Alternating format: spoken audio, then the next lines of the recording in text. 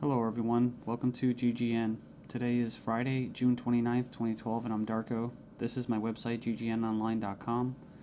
There's a poll up there, you can check on it and vote how long until a drone kills the first American on American soil. So far, the majority are saying within the next year, followed by the next 2 years. You can follow GGN with your email address, also on YouTube, ddarko2012 and ddarko2013. And if you'd like to help, you can donate right there. So, and there's also a little news archive there.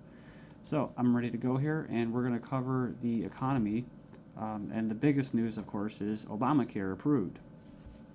It was kind of shelved for a while there, and now it's back from the dead. So, and a little bit of eugenics, because you have financial warfare, and then you have social warfare, you have eugenics, and it kind of all just is immersed, right, in the same global agenda. So it says here, Obamacare approved, IRS to force Americans to buy health insurance. It says it's a victory for Obama and a travesty for the middle class. The Supreme Court upheld Obama's health care mandate, empowers the IRS to begin to regulate America's health care by 2014. Expect IRS thugs armed with shotguns knocking at your door to fine you almost $700 a person or $2,000 per household for failure to purchase health insurance. If you fail to pay the outrageous fine, expect to be sued by the IRS. It says here that revised healthcare laws remove the penalty of almost $250,000 in imprisonment up to 5 years. It says here this ruling allows the federal government to force citizens to enter a contract with private corporations to buy health insurance. This is happening just days before the 4th of July, when Americans won its independence from British tyranny, and now we face the same tyranny today. It says here by 2014, all Americans will have to submit or face being fined and sued by the Internal Revenue Service. The American people are already struggling financially with record unemployment, inflation, and trillions of dollars in national debt. By the time health insurance becomes mandatory, the middle class will be financially bankrupt. This is the reason why the military and police are preparing for martial law in the U.S. streets, says because people will revolt against the system that has basically turned people into financial slaves. So it says here that they're conditioning Americans with checkpoints and speed traps, army drones to spy on us.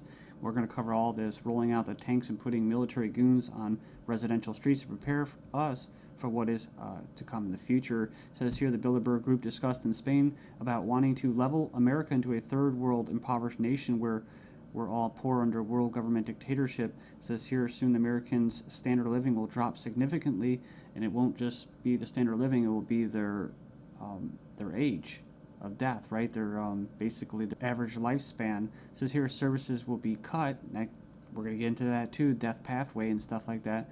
Taxes will be increased until we become so poor that we are unable to fight, and resistance will be futile. As Americans issue split decision on healthcare ruling, nearly 2/3 believe politics played too great a role. So it says Americans are sharply divided over Thursday's Supreme Court decision on the 2010 healthcare law, with 46% agreeing and 46% disagreeing with the High Court's ruling that the law is constitutional. Then you have from the Daily Bail, Obamacare complicated. Check out the flow chart.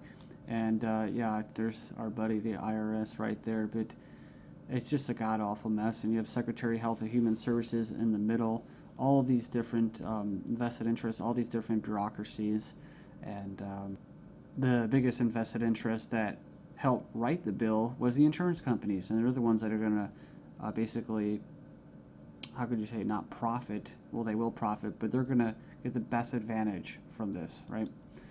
And if you would like an anarchist perspective on the whole Obamacare thing, I think Stefan Molyneux did a pretty good analysis of this. I think he held back a lot. I think he's gone over it and made his point so many times, his argument, that he was actually kind of just laid back about it. So it's kind of nice. It's 18 minutes, not too long. The truth about Obamacare, yes, it's even worse than you think. And right here in the description, he puts in there the 6 facts that he presents in his argument. So fact 1, there is no law in the U.S. anymore. Basically what he's saying is that if they could just do anything, then there's no law, right? And it's tricky because, in quote, in a stateless society, there would be what? No law. Well, there would still be common law. See, this isn't common law. This is political law. That's why you have pigs, political law enforcement, and the like that are going to be enforcing this, federal agents and that. So in other words, what he's saying is that you might as well just have no government, because right here you have a dictatorship with, quote, laws, right? They have laws that basically write in a dictatorship.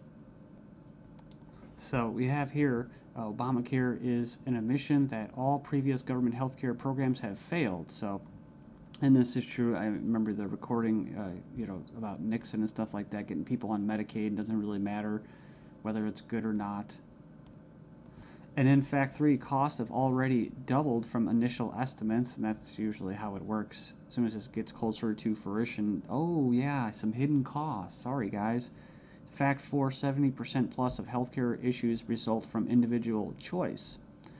So the thing about it, he's talking about smoking, drinking, eating basically a lot of bad food and stuff like that. You can actually help. But a lot of these people that are going to, quote, benefit from this are not going to be doing anything to help their own health, right? So it says here the inability to discriminate on pre-existing conditions is an essential driver of healthcare cost. So I think what he's saying there is it's not very free market. It says here that the fines for non-compliance are destined to rise enormously. We have 15 reasons why the Obamacare decision is a mind-blowing disaster for America. It was actually, it says here it was voted 5-4 decision to uphold the vote. And it says here, the bill, it says here the swing vote was Chief Justice John Roberts, who was appointed by George Bush, W. Bush.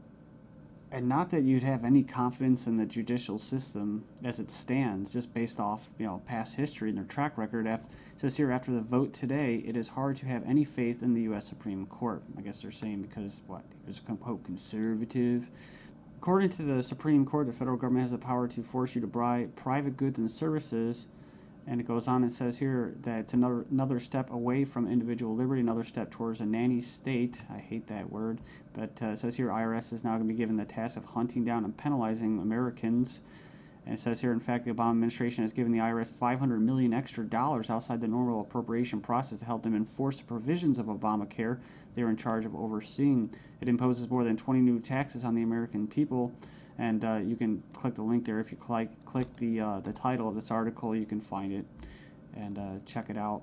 So it says here, number 5, an attempt to control costs and promote efficiency. Obamacare limits the treatment options that doctors and patients can consider. In other words, the death pathway, right? The British system, this is likely to result in a decrease in life expectancy. That's what I was talking about in the United States in the beginning of this video. So yeah, it's going to send health insurance premiums soaring, especially for younger Americans.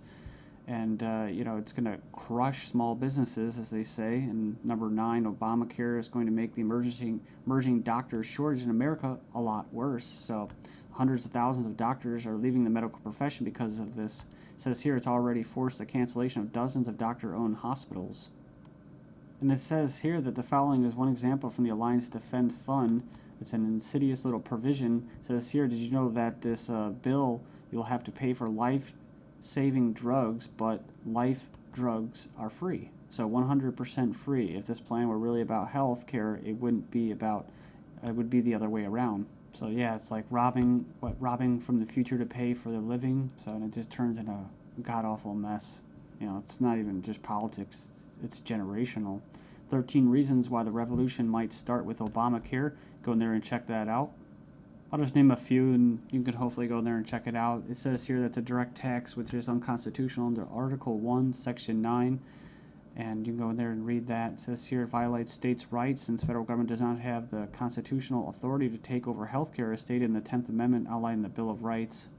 This mandate is involuntary servitude or slavery to big banks and insurance industries. Neither slavery nor involuntary servitude